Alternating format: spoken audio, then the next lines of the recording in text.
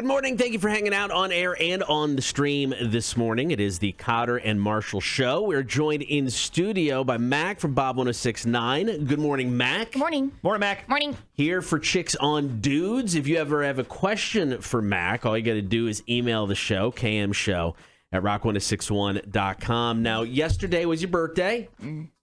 29, Mac. 29. Yeah. I mean, we missed, wishing you a happy birthday yesterday because you conveniently showed up right when the show was over. Yeah, we were going to sing you happy birthday, but I think we're against that now, right? It's not her birthday anymore. Yeah, I know. We don't want to sing to her now. Right. She doesn't deserve it. But we wanted to say happy birthday. Thank you. Yeah. You're at Happy least birthday. getting that Appreciate out it. of us. 29 years old. Whew. The last year of my 20s Single, living in an apartment, just with a dog. with a dog that has his own Don't forget Instagram him. account. It does. We'll talk more about that tomorrow when you're Yeah. on the show. All right, we're here for Chicks on Dudes. This is an opportunity for you guys to ask Mac a question that maybe you can't ask somebody face to face. We'll keep you anonymous. Mac will do her best to answer said question. So here we go, Mac. You ready for question number one? Yes. All right, morning chicks. What's the worst and best thing about being female? Oh, I'll go ahead and feel this one first, Connor. I mean, because we're all chicks when this just segment during the happens. segment, yeah. Fine. You know what, Mac? Yes, it was your birthday yesterday. You can go first. Okay, the worst thing is that I think females are expected to be a certain way. I feel like that's always been the case. Okay. But in this situation, yeah, it's just, I don't know. I think they are pressured more to be a certain way. I feel like social media has a lot to do with that. Sure. But although people are just rude and horrible anyways. So maybe that has something to do with it. The best thing about being a female, I think you can get away with a lot more. Okay. Like, how so? Like paying cover or free drinks or free app or, I don't know, a speeding ticket. Have you gotten out of a speeding ticket? No, Okay. Well, you just said it like I'm not that attractive. you I said it guess. like I showed some leg and I got out of a ticket. So I got out of a speeding ticket because of who I was dating at the time, not because of, did he show some leg and get out of the Oh. ticket? I don't know. It's none of my business. I once heard a song that said, "Man, it feels good to be a woman." Is that true? Shania Twain, yeah, Okay. yeah. Okay. I just wanted to Sometimes. follow. I just wanted to Yeah. ask that question. Yeah. I've never asked that question It's before. a fair question. Yeah. Yeah. I mean, the best thing about being Cotter females, for you and me, I mean, I think it's our sex appeal. People find us sexier during the segment. So Yeah, I would it's say way sexier. for us, for being females, once again, only during the segment, I think that's the best thing. It's a sex appeal for us. Yes, I can't disagree with that. I mean, my wife is very turned on once I get home after the segment. So there you go. Right, Yeah, exactly. it works. And the worst thing for us, for being females, we are judged harshly on our clothing choices every day. Specifically during the segment, we had a fashionista in this past Friday, and she really took us to task. I Yeah, mean, she did. she was brutal with her honesty. So I think that's the best and worst things for us. For worst, I would just say the facial hair. It really kind of gets in the way. Yeah. All right, let's do another question Yeah, here, yeah. Cotter. Question number 2 from our fine fan base. Good morning, chicks. I'm proposing on an international vacation with a pricey ring. Besides the obvious excitement, is there too much nervousness of losing or damaging the ring on vacation? Mac, how do you feel about this? Would you, if you got proposed to on an international vacation, would you wear the ring the entire time? Would you just keep it safely in like a safe or somewhere on you? Because, I mean, this ring is quite pricey.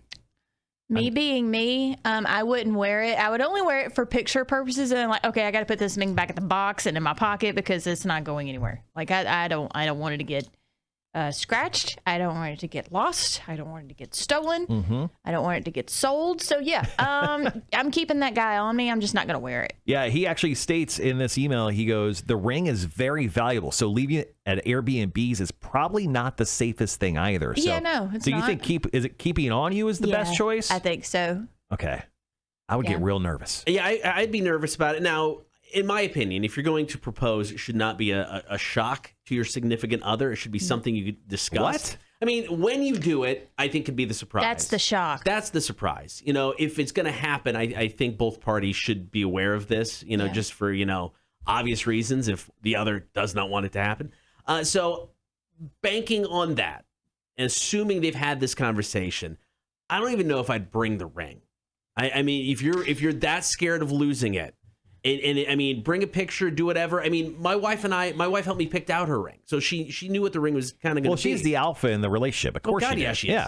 But I mean, but she knew. So I don't even know if you bring the ring. You can propose without it. The ring's coming. Make the proposal happen. Or, okay, so just in case she already thinks that, okay, this extravagant trip, unless you got it like that and y'all go on extravagant trips all the time, kudos to you.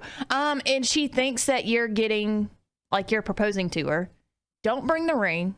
Wait till you get home. Get her hopes up about it.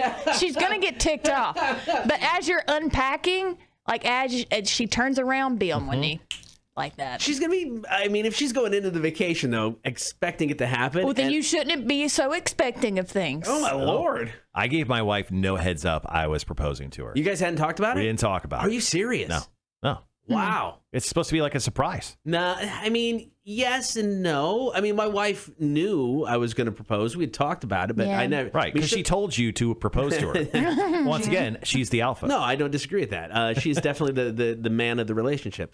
But no, I mean, she didn't know when. She thought it was going to happen like months after it actually did. So I don't know. I think it's polite. I think it needs to be discussed, but I don't think you need to discuss. Okay, so on this date at this time, it's going to happen. She had no idea when. The only thing she told me was, "Don't do it in front of people. I don't want a crowd when it happens." It's because she thought your performance wouldn't live up to.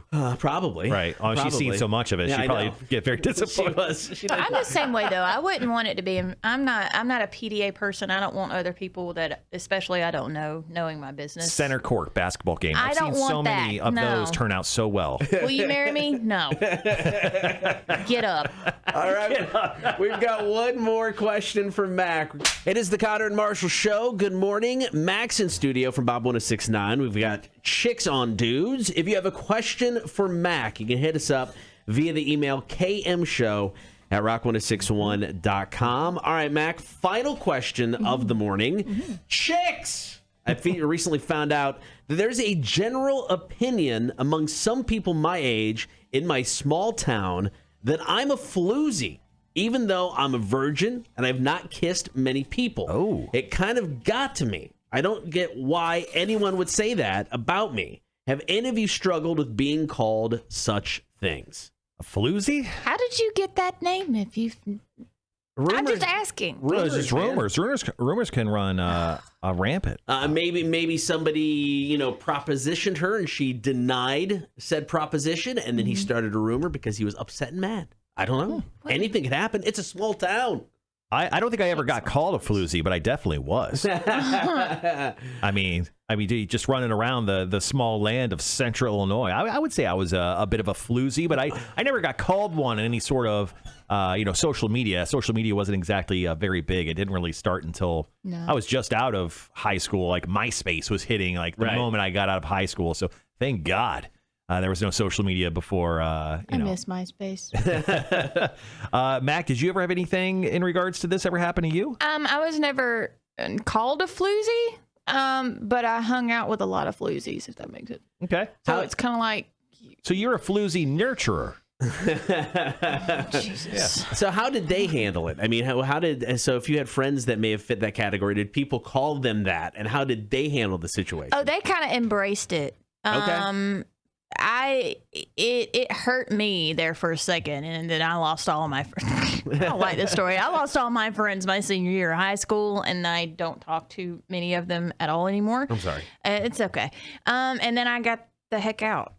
Okay. Fair enough. It's a small town. It's to be expected in a small town. You were like a floozy midwife or a doula. I was just hanging out with people who I thought were cool at the time, which was a mistake by me. Yeah. Actually, as a grown man, I would actually prefer to be like a floozy like midwife. I think that would be an awesome job. Here's my job. I hang out with girls who maybe are living that floozy lifestyle. I just make sure they're safe. I'm essentially their bodyguard. So you're their pimp. Yeah. No, don't you? I just help them out along the way. And then they can look at me and be like, is this a good idea? I'm like, he's like a 3. Max, you've been drinking too much. I get him a new drink and they just pay me for that. I think I want to be a floozy midwife, dude. I think pimp. That's a pimp. No, it's not a pimp. Do you walk with a cane? Yes. Well, I have a bad hip. It runs in the family. A fuzzy top hat. Well, I do own one of those, but I wouldn't wear it every night. Can you please bring that in tomorrow? Please. Possibly. We're buying an eye patch for Tim, but that's another story. Yeah, it's a whole other story. I'm just saying, I think that would be a great job.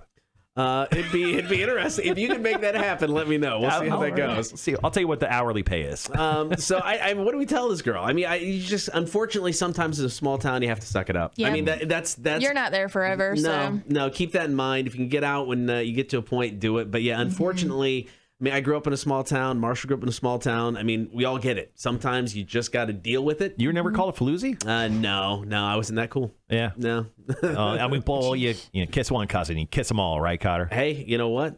Keep it in the family. Hey. If you have a question for Matt, KM Show at rock1061.com. Hey guys, it's Cotter and Marshall from Rock 1061. Thank you so much for watching our stupidity online. Daily. We appreciate it. So make sure that you like and comment and subscribe. It's down there somewhere. We're not exactly for sure. We do appreciate it. And of course, more content always coming soon.